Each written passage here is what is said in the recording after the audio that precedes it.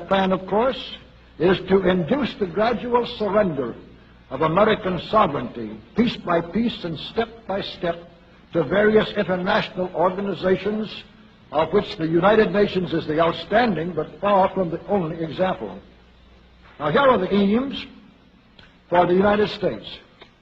1, greatly expanded government spending for every conceivable means of getting rid of ever larger sums of American money as wastefully as possible. 2, higher and then much higher taxes.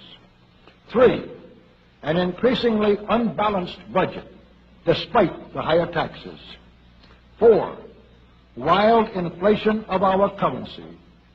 5, government controls of prices, wages, and materials, supposedly to combat inflation. 6, greatly increased socialistic controls over every operation of our economy and every activity of our daily lives. This is to be accompanied, naturally and automatically, by a correspondingly huge increase in the size of our bureaucracy and in both the cost and reach of our domestic government. 7, far more centralization of power in Washington and the practical elimination of our state lines. There is a many-faceted drive at work to have our state lines eventually mean no more within the nation than our county lines do now within the states. 8, the steady advance of federal aid to and control over our educational system, leading to complete federalization of our public education. 9, a constant hammering into the American consciousness of the horror of modern warfare, the beauties and the absolute necessity of peace. Peace always on communist terms, of course. And 10, the consequent willingness of the American people to allow the steps of appeasement by our government which amount to a piecemeal surrender of the rest of the free world and of the United States itself. Unless we reform our banking system, they will always have that power. They can pull the plug on our economy anytime they choose.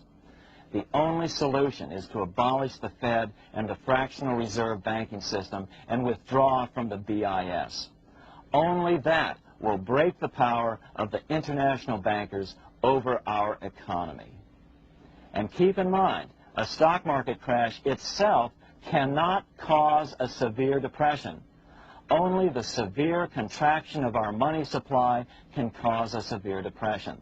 The stock market crash of 1929 only wiped out market speculators, mostly the small to medium ones, resulting in $3 billion in wealth changing hands. But it served as a smokescreen for a 33% contraction in credit by the Fed over the next 4 years, which resulted in over $40 billion in wealth from the American middle class being transferred to the big banks.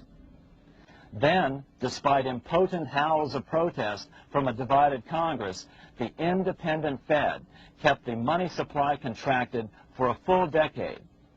Only World War II ended the terrible suffering the Fed inflicted on the American people.